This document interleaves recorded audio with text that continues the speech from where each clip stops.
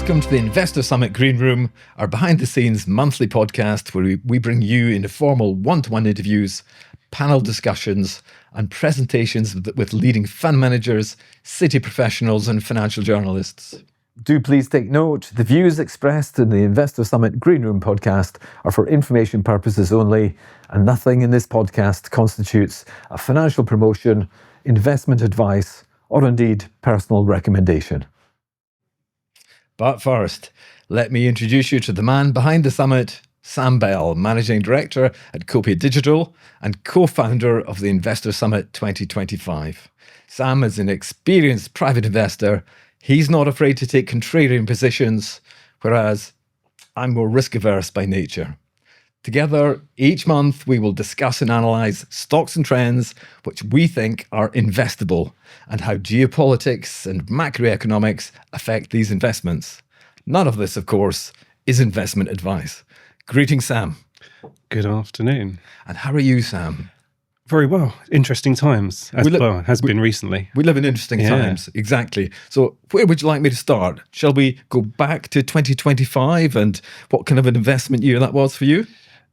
An unusual one, definitely. Didn't think I'd find myself in a load of resources stocks, but that's you didn't where know much about resources, did you? No, not at all. I mean, it's when you joined the team and we started doing some interviews with some resources companies, obviously, then you begin to look into this stuff some more as well. But I think for me, it was I tend to take quite, what's the word? High conviction kind of trades and investments. So you're a high conviction kind of guy, yes. Yeah, like back in the financial crash, investing in banks, investing in biotechs during COVID pandemic, and then first quarter of last year, something just screamed at me, you need to be in these resources stocks, gold particularly. And that's worked out quite well so far. Probably still got a way to go. And we work with a company called Greatland Resources. Yes. And they're one of the most phenomenal resources stories I've ever encountered. It's been phenomenal for my portfolio. Thank you for the introduction to those guys. No, we're very grateful to Sean Day and the team because they have done such a great job. Yeah. But 2 years ago, they were a struggling AIM company. They didn't have enough money to put pot plants on the office window ledge. It turned into one of was it the biggest transaction? Well, it was the biggest transaction years last year. But they're now the largest AIM company. They've 3.7 billion market cap, and they're the largest company on AIM. Yeah, incredible story. But long may it continue. Will it continue into 2026? That's the thing. Gold's got to. Easily got another 20%. I think some of the big investment banks are saying similar. Silver, of course, I mean, from this time last year, that's trebled. Copper, another story, that's up close to 50%, I think, over a year. 12,000 tons, $20,000 a ton. Yeah, copper. It's going to be a real scrabble for resources. Everything from oil to rare earths to all these like core metals. I mean, the AI data centers need all of the above. So that's going to be a major theme for this year. So I don't see it relenting anytime soon. I was at a Signet meeting last night. I'm part of the... That's your investment club, right? That's my investment club, yeah. Signet 2, the Cambridge Signet 2. It was absolutely fascinating last night. We talked about the stocks we're going to invest in for 2026. And Fresnillo came up. They're a silver gold producer in Mexico. So that's one way of doing it. There's ETFs, gold ETFs. You've got to be a little bit careful with those. I mean, there's some that are backed by the physical stuff. It's actually in custody in a vault somewhere in London, for example. But there's some of those ETFs are completely paper-based. So if we get a real melt-up situation, I mean, which may happen at some point. Well, with silver at $90, $30 this time last year, if the system starts to break, if there's stresses in the system, that paper becomes worthless. So if you're doing it with ETFs, you do need to make sure you buy the physical backed ones. Okay, good advice. Good advice. Yeah. And beyond, if we stick with commodities, what are you looking at in terms of commodities? I mean, they've all done quite well and will continue to, but I think that's more of a dollar story as well, right? This stuff's priced in dollars and You've seen it's a risky thing to be holding dollars, really. Even fiat, any fiat currency. Sometimes, you know, You should be short on dollars. People are printing the stuff like there's no tomorrow. I see what you mean. And then you've got US politics as well. I don't know what you could be referring to. Well, it's been like it for years. I mean, was it you telling me about Powell, for example, being investigated? Yes, Trump has got a criminal investigation going on Powell, the Fed chairman. Yeah, I mean, and after they investigated Trump for years and he complained about it, he's turned around, done the same thing. So yeah, people lose faith, don't they, in fiat currency, which is why you've seen gold doing so well. Yes, because the Fed is effectively the backbone of the Western economic system. Yeah, and if you can't trust the Fed, then the whole thing disintegrates. I think that is why we've got these external influence as well. Don't forget. So you've got all the BRICS countries, for example, talking about transacting in their own currencies, and we saw, just the other day, the Venezuela. What have they called it? It wasn't an invasion. It was a military operation or something like that. I think they've decided to call it. And they've made no, they're not trying to hide the fact it was about oil, but there's a very much secondary point to that, in my opinion, is that you had China buying that oil, probably starting to talk about settling it in their own currency, in the Chinese yuan. And now America's got control of how that oil's sold. And so Trump is sticking a finger in the eye of Xi Jinping, do you think? Certainly there is an energy security perspective to it, but then you've also got the fact that he's pretty much immediately turned around and said, no, we'll still sell it to you guys over in China, but you pay him for it in dollars. So I think they are cognizant that the dollar, if they're not careful. There's the talk at the moment is of degrading, the dollar being degraded by what Trump is doing at the moment. So the dollar is coming down in price so that it encourages people to buy American goods. It makes American goods cheap. Yeah. It does a great deal of damage to the dollar, though, and it will cause inflation in America. Inflation in America, it is said, is how Trump is hoping to get rid of the enormous debt that America has. Now, I don't think there is such a thing as Trump economics, but it's about making sense. If it is, it changes from one day to the next. It changes from one day to the next. But it is interesting for those people who are trying to make sense of it, that might be possible. Yeah. I suppose the other side of the coin, though, for those guys is they're one of the few countries that is managing decent growth. So the inflation's quite counteracted, really, to an extent. That's true. There's lots of growth to come. Now, could we turn to the FTSE? I think it's a story which has slightly been overlooked. The FTSE went up 21.5% in 2025. Well, you say overlooked. I suppose if you're talking about the, against the US tech stocks, people have overlooked it. But it was on front page news a few days ago. Rachel Reeves celebrating the fact we're over 10,000. Sam, you look at social media and everyone is negative on the UK. Everyone's negative in the UK economy. And I know the FTSE 100 is internationally based. I was going to say, not a barometer of the UK economy, but the 250's not done badly. Not done shabbily. Yeah. But the FTSE 100 has done really well. Yeah, well, lots of resources in that as well. As you said, very international, lots of banking, so on, all the stuff we're good at. Now, I've got to say, for once, I've done a clever thing, and I put my money into a Debenture with Laura Fall, the co-fund manager there, and it's done very well for me. So I'm not surprised. Yeah, I'm chatting to her at Investor Summit actually, and very intelligent lady. So, she's super smart. Yeah, not surprised that's done well, and probably will continue to. And we also spoke to Blue Whale's Stephen Yu at the Investor Summit, and I put a little bit of money into Blue Whale, and that has also returned very nicely for me. So, yeah, for me, the tech stuff, I think with having a tech background, I get a bit cynical about some of the claims that, where they think this stuff's going, but it's done really well. AI is going to be a continuing story. Nvidia can't make chips quickly enough. Is Nvidia still investable, do you think, or has it peaked? Nvidia's never been investable for me, but then you miss out on the big run. That company It's There's multiple things that could take that company under. From, you know, one company in the world makes the machines that they need to make their stuff. One company takes those machines on a little island off the coast of China that could be invaded at any point. You know, Nvidia themselves aren't actually fabricating anything. So yeah, there's a lot of ways that story could go wrong. But yeah, not for me. But a lot of people have made some good money on that one. You are a high conviction investor, I've aren't not you, got Sam? any conviction in that one, but clearly Clearly people not- who did have Totally done not well. convinced. No. At that Signet group I was at last night, everybody either had Stockopedia or ShareScope. It's fascinating how, if you're going to be a professional investor, you know, as a retail investor, but at a pro level, Yeah. you've got to have something like that so you can. It's great that these things exist, though. You know, Quite. a few years back, it would have been, unless you're sat at your desk in the city with a Bloomberg terminal that your employer's paying hundreds of pounds for a month. It's nice to see that the same sort of information now is a little bit more readily available. So where do you find your information? Where do you source it?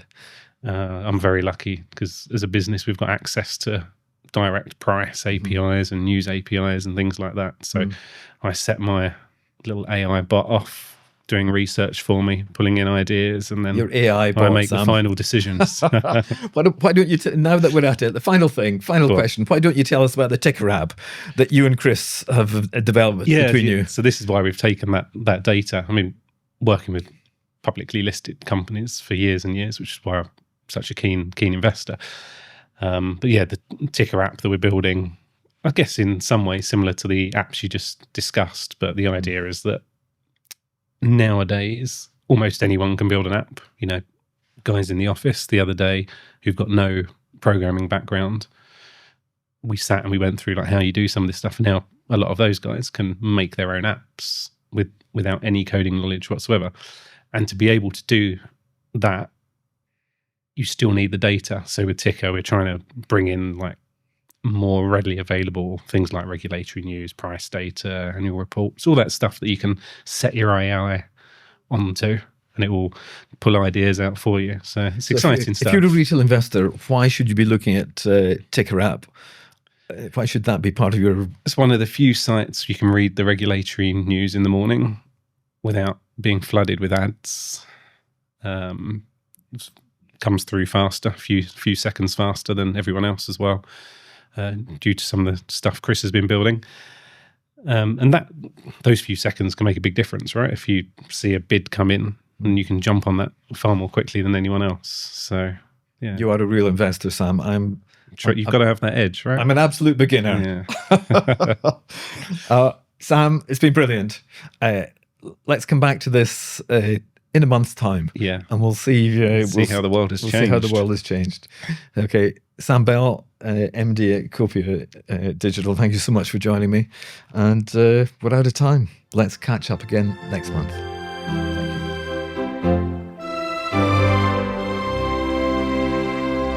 Each month, we have leading fund managers, city professionals, and financial journalists join us in the Investor Summit Green Room studio. Here we are. For this first episode of the Investor Summit Green Room podcast, we welcome Thuy Anh Nguyen, and she's Director and Product Specialist at Dragon Capital. Who are Dragon Capital? Dragon Capital are fund managers for the Vietnam Enterprise Investments Ltd fund. VAIL is a closed-end fund listed on the FTSE 250, and they certainly weren't messing around in 2025. The share price rose from 453p in April to a record high of 865p, which, if my sums are right, is an 84% rise. Congratulations, Thuy Anh, and welcome. Thank you so much, Donald, for that lovely introduction, and thank you for having me here. So it's a real pleasure to have you in the green room, because I understand you've actually been to the Investor Summit itself. So how was that for you? Oh, the Investor Summit, it was great. You know, to say that it exceeded my expectation would be an understatement. It's actually, for me, it actually hit the ball out of the park, because maybe partly because my expectation was low, right? We only knew about it 2 days before the summit, and it was during the summer lull. So my colleague and I went along thinking it's probably going to be very quiet, and but we were there. When we were there, we realized that the program was fantastic. The speakers in the different streams were varied, and we learned useful things from it. And also, I got to meet Annabelle Brodie-Smith there for the first time. What a force she is at the AIC. A legend, I think she's known a as. legend, yes. Legend of the investment trust trade. Yes. Annabelle Brodie-Smith, we raise our hats to you. Absolutely. Okay. I saw you in Master Investor last April, though, and I've been kicking my shins ever since because I thought you were very investable in April, and yet I didn't invest. And look, an 84% rise in the year. So what do you put that down to? What was behind that 84% rise? Yeah, well, first of all, I'm sorry that you didn't invest when you wanted to, because that Master Investor event was just a few days before Liberation Day, when President Trump announced sweeping reciprocal tariff, very punitive for Vietnam, and that created such a sell-off and a great entry opportunity. So good entry point. A good entry point. So I'm sorry that you missed it, but so the market in Vietnam performed really well last year, and Vail share price has performed outstandingly, like you say, because both net asset value went up and the discount has tightened as well.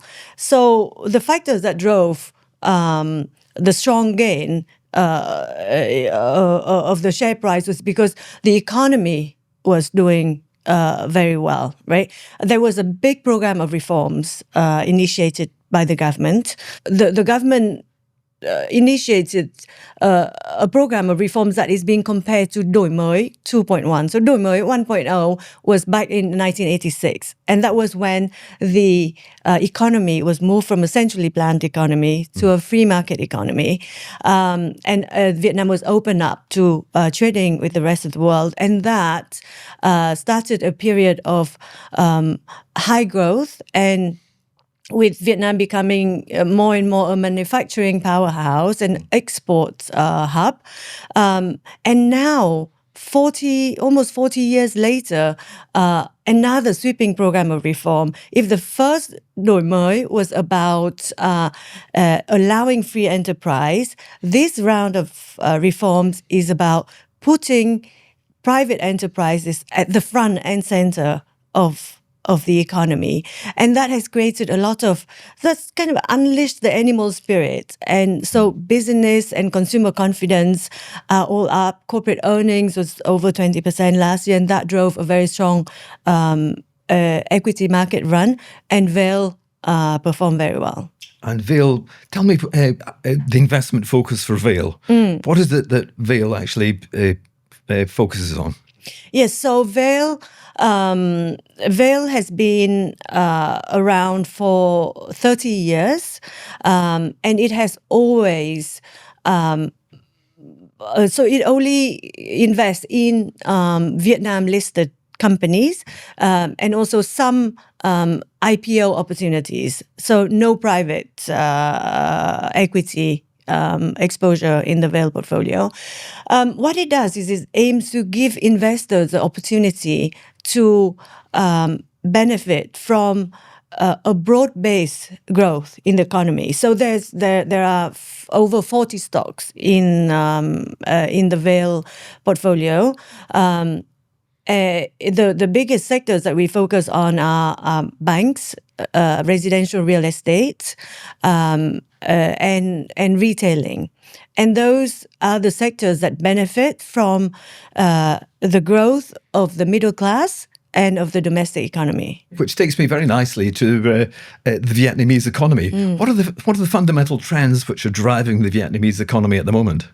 Yes, so like I touched on earlier, we have very strong government reforms taking place, right? So they are putting the private sector at the front and center of the economy, and they do this, and not just by saying that, but they are putting their money where their mouth is, i.e., they have, since the beginning of this year, they have embark on a drive to increase government efficiency by cutting down the number of provinces from 64 to 33 and cutting down the number That's radical. Radical, yes, and cutting down the number of ministries from 19 to 15 and slashing the government workforce by 20%.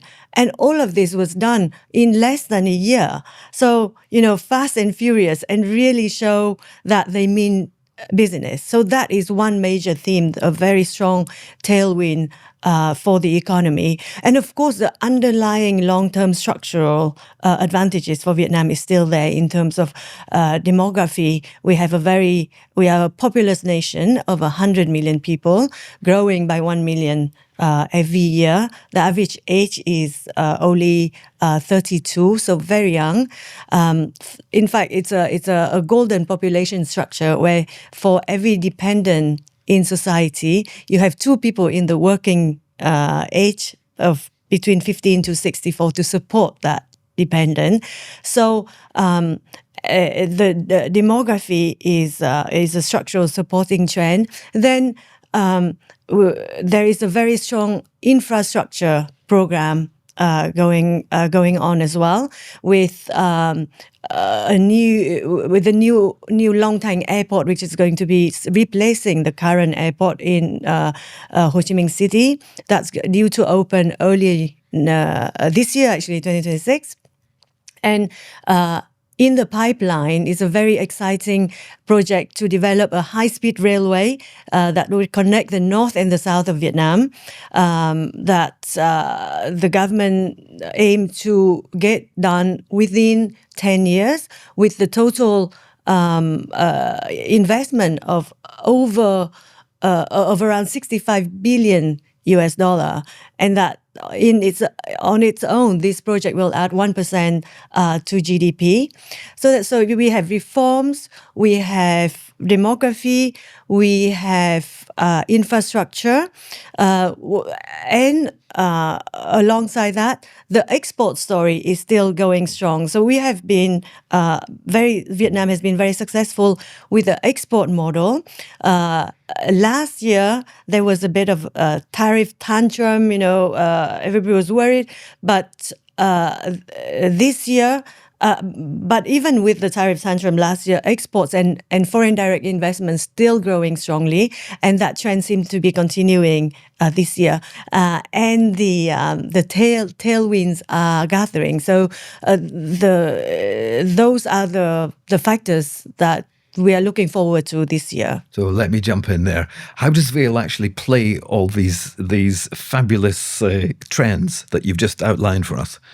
So Vail invests in the companies that we believe will benefit from this trend, right? So the biggest sectors that we focus on in the portfolio is banking. Of course, banking is the first in Vietnam. The capital market is not as developed as in this country, for example. So bank loans is the main source of credit. We don't have too much private credit or private equity or corporate bonds is still only equivalent to only 10% of GDP, etc. So bank loans is still the kind of the lifeblood of the economy, right? So we focus on banks that benefit from any monetary stimulus that the government wants to put out, and also credit growth is meant to be credit growth reached 20% this year and is targeted at 15% next year. So that's good for the banking sector. Urbanization and changing spending habit of the middle class will also support the banking sector. And talking of urbanization and middle class, it will also support residential real estate, which is our second biggest sector concentration. And that trend towards urbanization, all these different young people, they'll need somewhere to live as they start developing bigger salaries and so on. And so exactly, and moving from outskirts or from the provinces into towns, and also the trend of if before we have 3 generations living in the same house, now people want smaller household units, right? So all of that means real demand for residential real estate is out there, right? And then we are also, Vail also have positions in the retail sector, which is also benefiting from middle class formation and increased spending. What kind of retailers do you like? Pick one from your portfolio that's a good performer and tell us what that looks like. Okay, so one of the stocks that have been in the portfolio for a long time is Mobile World. The stock ticker is MWG. So they are a leading retailer of consumer electronics. They have they are very successful in that. And then a few years earlier, they started expanding into grocery retailing. That's a chain called Bách Hóa Xanh.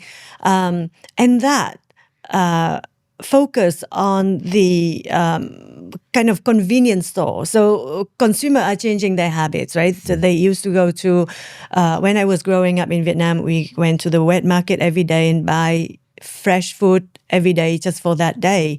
But now people are busier. They have busy jobs, so they need more convenience stores. So the changing habit, and Bách Hóa Xanh focus on that and answer the needs of that segment. And so they, for the first time last year, that chain started making profit.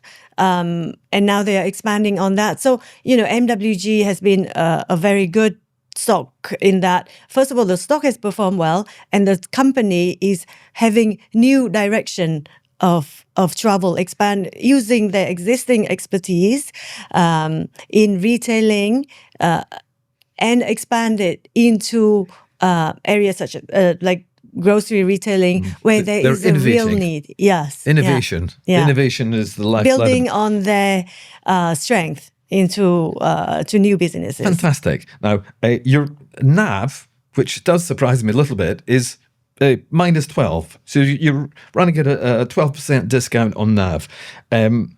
How does that play into 2026? Do you think 2026 is going to be a really good year again? Because last year was phenomenal.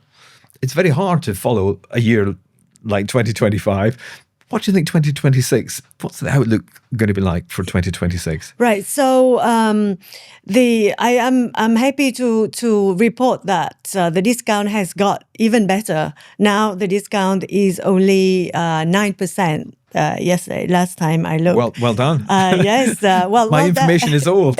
No, well done to our board, because they have been very, Vail's board have been very focused in narrowing the discount. They have been strong on the buybacks to support the share. Now, did that come about because of activist investors like Saba?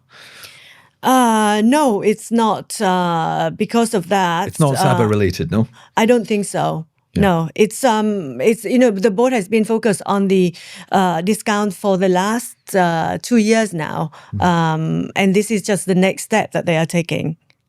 Let me take you to Vietnam being called China plus one. It remains. It's very interesting. That's not sure if people fully understand. It's actually a much cheaper place to manufacture than China. Yeah. So therefore, offshoring, as it happens with people like Apple. So rather than Apple actually build a new manufacturing site in China, Apple has looked at Vietnam and chosen to build in Vietnam instead. Yeah. So presumably that's a big plus for Vietnam. Yes, absolutely. So China plus one is this phenomenon where multinationals diversify their supply chain outside of China. And this started in the kind of the early 2010s. but it really accelerated under the first under the first Trump presidency, because he started the trade war against China. So companies realized that they need to diversify faster. So that accelerated the trend of diversifying their manufacturing base outside of China, and Vietnam emerged as a very attractive destination because we are. The manufacturing hub in the north of Vietnam is only about 100 kilometers away from the industrial hub in the south of China. And like you mentioned, the labor cost is a lot cheaper in Vietnam. It's only the manufacturing wages is only 50% in Vietnam, is only 50% of that in China. So there's a sizable cost saving there for companies. But on top of it, it's not just about cost, because costs will start to increase as demand increase, right? But Vietnam's attraction also lie in a very friendly and a business-friendly government, well-educated workforce. One of the most highly educated in Southeast Asia, I understand. So the education attainment is quite high, especially for primary and secondary education. We can do better at tertiary education, but that will come. I'm sure it will. Apple. Yes. You don't actually directly invest in Apple. Is that because it's beyond your mandate? Correct. So Apple is not they don't list in the Vietnam Stock Exchange, right? And Vail only invest in the Vietnam stock market. So even though companies like Apple and Samsung, they have a lot of they manufacture a lot of their stuff in the country and export it from there, but they're not listed in Vietnam. So tell me who is Vietnamese listed. Tell me what the name of the stock exchange is, and tell me how many companies are listed on the Vietnamese stock exchange, and what sort of spread of sectors there are. Yeah. Okay. So the Vietnam stock exchange, the Ho Chi Minh Stock Exchange, is the biggest platform in Vietnam. We also have the Hanoi Stock Exchange and Upcom, but Ho Chi Minh Stock Exchange is the biggest one. There are over 1,600 listed companies in Vietnam, and the total market capitalization is nearly $400 billion, which is equivalent to about 80% of GDP. Actually, by far and away, the biggest sector amongst listed company is banking, and then residential real estate, and then there's materials and industrials, and then there's consumer durables and retailing. So forgive my ignorance, I hadn't realised there were 1,600 listed companies in Vietnam. I've only recently understood that there's 4,000 in India, but 1,600 in Vietnam is quite impressive. It is. So it's quite a job for you to boil that down to 40. That's a very good point. So 1,600 listed company. Our investment universe is 100. Is 8. Actually, we have a Dragon Top 80 where we cover in great details. And from the 1,600 company, we narrow it down to the top universe of companies that the portfolio managers can choose from. Those you consider investable, presumably. Yes, exactly. Yeah. Which ones are investable? Yeah. So Dragon has a big team of research analysts of 18 people based in Ho Chi Minh City, right? So they it's not like they are here in London and they travel there and say, oh, we visit company every year. No, they are there. They live and breathe this companies that they research, because they use their products, they experience it in their daily life, and they visit the company on a quarterly basis. So the research capability is second to none. Well, that's kind of a very interesting point. Dragon Capital, it's got $6 billion under management, and it's much more than just Vail. So very briefly, Dragon Capital are the managers of Vail, but tell me what else Dragon Capital actually do. Yes, so Dragon Capital, like you say, has almost $6 billion AUM, and that is more than 80% of that is from foreign investors. So Vail is the flagship product. It was, the first product that Dragon Capital managed, and Vail is the biggest because its AUM is £1.5 billion now, right? And then other strategies that Dragon Capital manage include UCITS strategy. It's called Vietnam Equity UCITS Fund. We also manage segregated managed accounts for some of the most well-known global institutions, sovereign wealth funds. We have Vail, we have UCITS, we have SMA. We also have a small local bond fund, and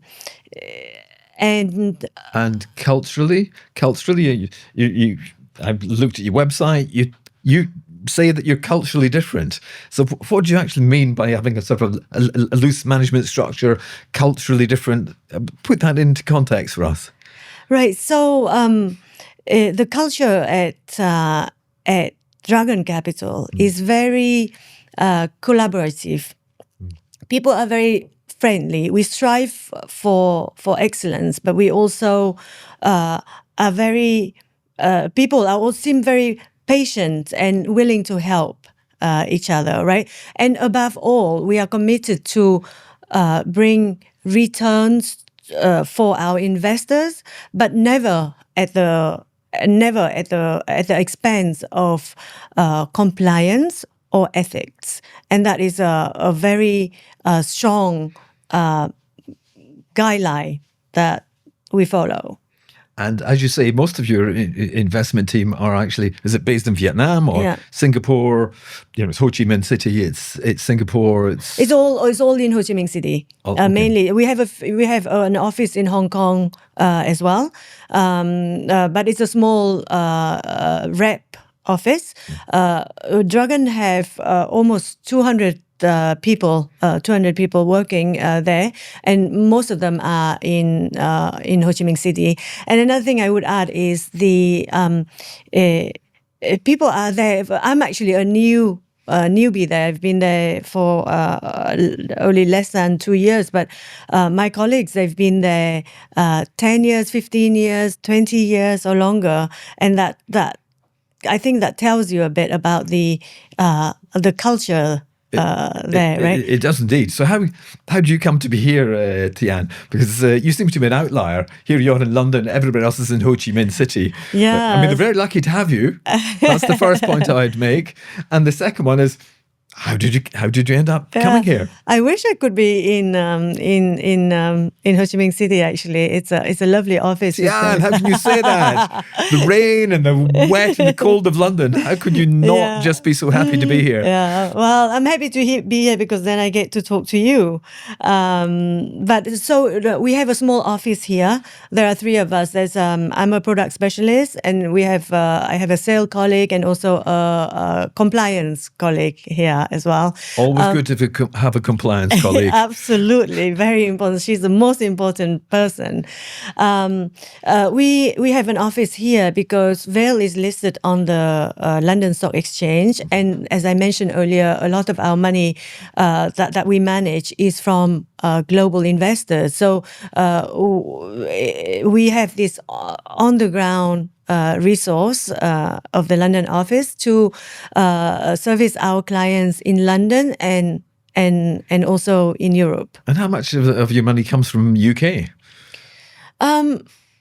Actually, that's a good question. It's very, it's hard to tell, but most of the, the Vail money, a lot of it is UK investor Yes, Vail base. money. I really meant Vail money.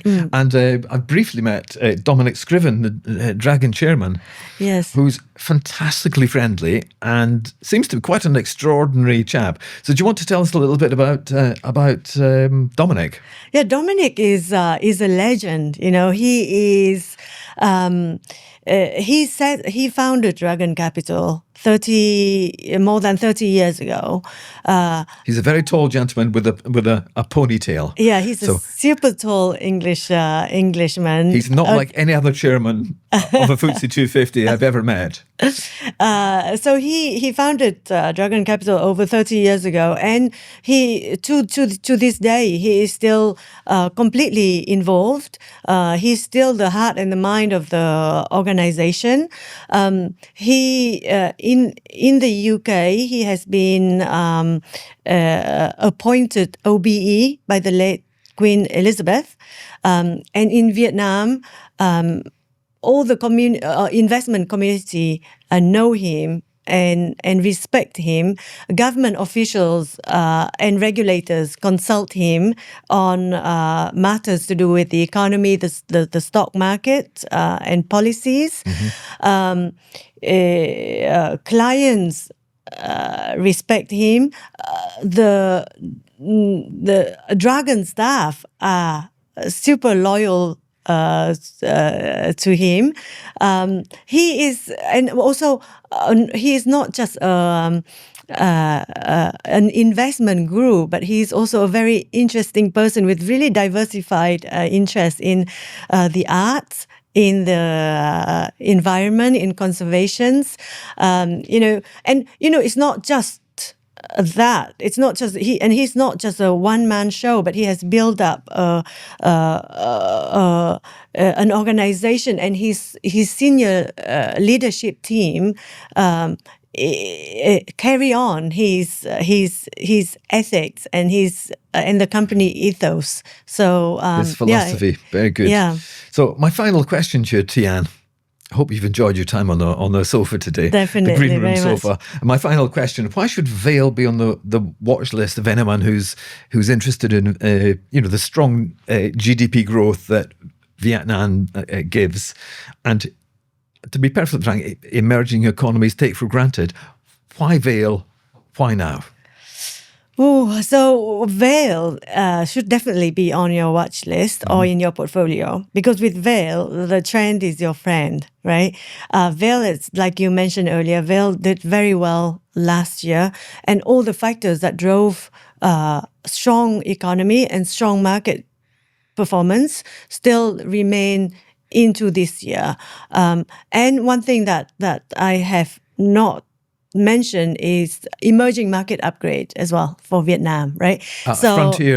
Frontier to emerging market. Right, exactly. So FTSE Russell announced last September that Vietnam will be reclassified from frontier to emerging market effective September 2026. There will be a review in March. It's subject to a review in March this year, but we have every confidence that Vietnam will satisfy that review and will be officially upgraded in September. So now the announcement was September 2025, and that created a lot of good market sentiments, but the real flows will be happening nearer to September 2026 this year. So that should provide an additional catalyst to everything that we have talked about just now. Thuy Anh Nguyen, Thank you so much for joining me on the Green Room sofa today. It's been a real pleasure having you. It would be lovely if we could see you at the Investor Summit in 2026. Absolutely. That would be a joy in itself. Thank you so much. And I hope that Vail in particular have a terrific 2026. Thank you so much, Donald. Thank you for having me here. It's a real pleasure, and I look forward to tracking the progress of Vail. Thank you. Thank you.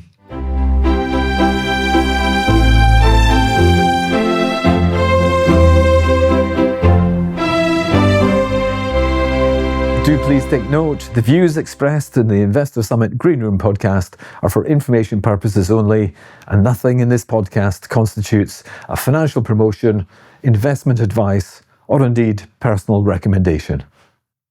This Investor Summit Green Room podcast is produced by Copia, creators of investor events, video, and websites. If you've enjoyed our monthly podcast, please do subscribe on YouTube or follow us on your own podcast platform. And of course, we'd love to hear from you.